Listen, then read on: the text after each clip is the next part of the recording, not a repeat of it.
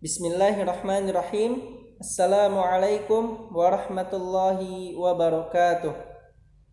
Alhamdulillahi wa kafa. Wassalatu wassalamu ala ashrafil anbiya'i wal mursalin Nabiyyina Muhammadin wa ala alihi wa ashabihi ajma'in.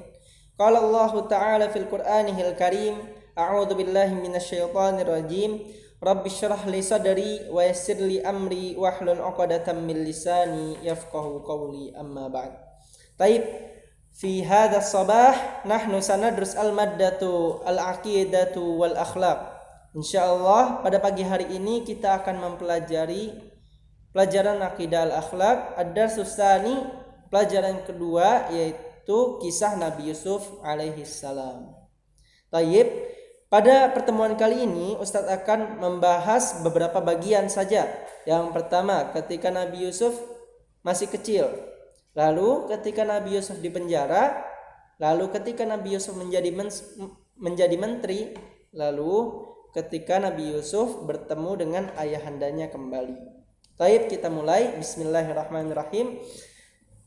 Masa kecil Nabi Yusuf. Nabi Yusuf merupakan putra dari Nabi Yakub alaihi salam dan ibundanya bernama Rahil. Nabi Yusuf memiliki saudara kandung bernama Bunyamin, dan mereka merupakan keturunan dari Nabi Ibrahim alaihi salam. Nah, suatu ketika Nabi Yusuf masih kecil, ia pernah bermimpi. Ia melihat 11 bintang, matahari dan bulan. Ia melihat mereka bersujud di hadapan beliau. Lalu keesokannya Nabi Yusuf bercerita ke ayahnya Nabi Yakub. Maka Nabi Yakub berpesan, "Janganlah engkau ceritakan lagi mimpimu kepada orang lain." Nabi Yakub khawatir ada yang mencelakai Nabi Yusuf, karena takwil makna dari mimpi itu adalah Nabi Yusuf akan menjadi Rasul yang mulia. Di antara saudara-saudaranya, Nabi Yusuflah yang paling tampan dan yang paling mulia perangainya, sehingga Nabi Yakub sangat menyayangi Nabi Yusuf dan membuat iri saudara-saudaranya. Bahkan tidak sampai situ, mereka, para saudara-saudara Nabi Yusuf, mereka merencanakan rencana jahat kepada Nabi Yusuf. Mereka, ketika Nabi Yusuf bermain, mereka membawa Nabi Yusuf untuk bermain, lalu mereka membuangnya ke dalam sumur. Setelah itu mereka pulang sambil membawa baju Nabi Yusuf yang dilumuri oleh darah hewan. Lalu mereka berteriak, "Yusuf meninggal, ia diterkam oleh serigala." Lantas ayahnya, yaitu Nabi Yakub pun bersedih. Ia mengira anak kesayangannya itu sudah pergi untuk selamanya. Akan tetapi Nabi Yusuf selamat dan sehat, karena ada segerombol manusia, segerombol pedagang datang untuk mengambil air di sumur dan menemukan Nabi Yusuf. Lalu Nabi Yusuf dijual ke seorang penguasa di Mesir. Nah, ketika Nabi Yusuf beranjak dewasa, ia tumbuh di antara keluarga penguasa kerajaan Mesir. Semakin hari ia semakin tampan dan gagah. Suatu ketika ada seseorang yang mengajak maksiat Nabi Yusuf alaihi salam. Tetapi Nabi Yusuf menolaknya dan takut kepada Allah Subhanahu wa taala. Nabi Yusuf berkata, "Bagiku, qala ma'adallah, aku berlindung kepada Allah. Innahu rabbi ahsana mathwaya. Sungguhnya Allah itu Tuhanku, ahsana mathwaya.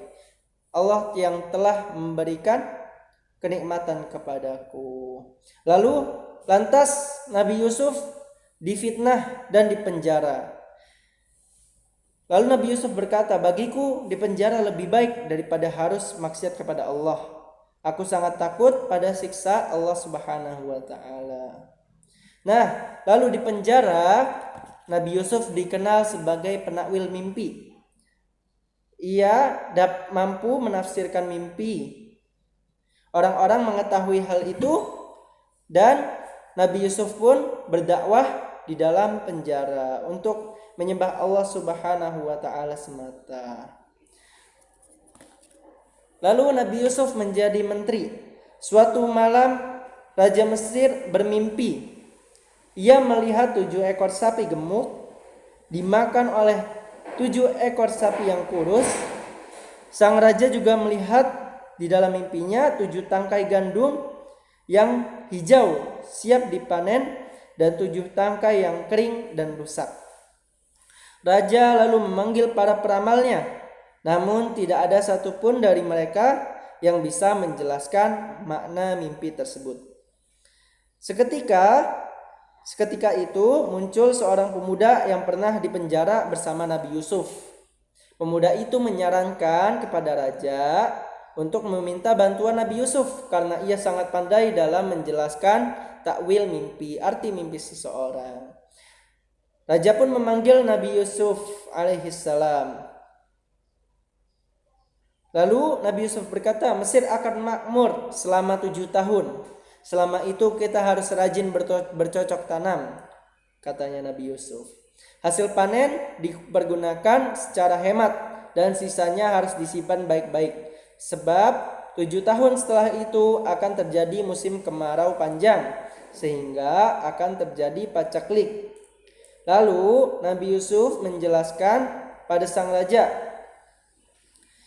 Sang raja sangat puas dengan penjelasan Nabi Yusuf. Sebagai imbalannya, ia dibebaskan dari penjara dan dipercaya menjadi seorang menteri kerajaan. Nabi Yusuf menjadi penjabat yang baik dan ramah. 7 tahun berlalu dan musim paceklik pun tiba. Orang-orang berdatangan dari berbagai daerah mencari gandum untuk mereka makan. Di antara orang-orang itu terlihatlah saudara-saudara Nabi Yusuf. Nabi Yusuf masih mengenali mereka, tetapi mereka tidak mengenali Nabi Yusuf. Sebagai menteri yang baik hati, Nabi Yusuf pun berjanji akan membantu kebutuhan mereka. Pada waktu yang telah ditentukan, mereka datang kembali menemui Yusuf. Kali ini mereka membawa Bunyamin, adik terkecil dan saudara kandung Nabi Yusuf. Namun kali ini Nabi Yusuf menginginkan agar Bunyamin ditinggal di Mesir bersamanya. Nah, lalu ketika Nabi Yusuf Bunyamin ditinggal di Mesir, lalu saudara-saudaranya pulang tanpa Bunyamin. Nabi Yakub bertambah sedih, ia pun menjadi sering menangis hingga mengalami kebutaan. Suatu ketika mereka datang lagi ke Mesir karena kehabisan persediaan makanan. Nabi Yusuf kasihan melihat mereka. Lalu Nabi Yusuf berkata, masih ingatkah perbuatan kalian pada masa lalu? Apa yang telah kalian perbuat terhadap Yusuf? Tanya Nabi Yusuf seketika itu. Lalu mereka kaget.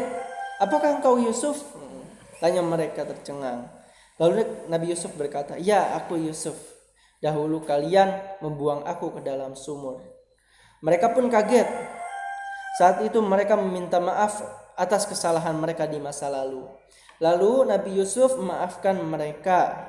Ia menyuruh mereka pulang dan membekali mereka makanan secukupnya. Nabi Yusuf juga memberikan baju untuk diusapkan ke wajah ayahnya. Dengan takdir Allah Subhanahu wa taala, Nabi Yakub dapat sembuh dari kebutaannya dan dapat melihat kembali. Nabi Yakub dan seluruh keluarganya berangkat ke Mesir pada malam hari untuk menemui Nabi Yusuf. Setelah sekian lama berpisah, akhirnya mereka dapat berkumpul kembali bersama Nabi Yusuf alaihissalam. Sejak saat itu mereka semua hidup bahagia di Mesir. Nabi Yusuf sangat dihormati dan disegani rakyat Mesir. Beliau meninggal dunia pada usia 147 tahun. Taib, mungkin hanya ini yang bisa Ustadz sampaikan. Kurang lebihnya mohon maaf. Subhanakallahumma wa bihamdik asyhadu an la ilaha illa anta astaghfiruka wa atubu ilaik. Assalamualaikum warahmatullahi wabarakatuh.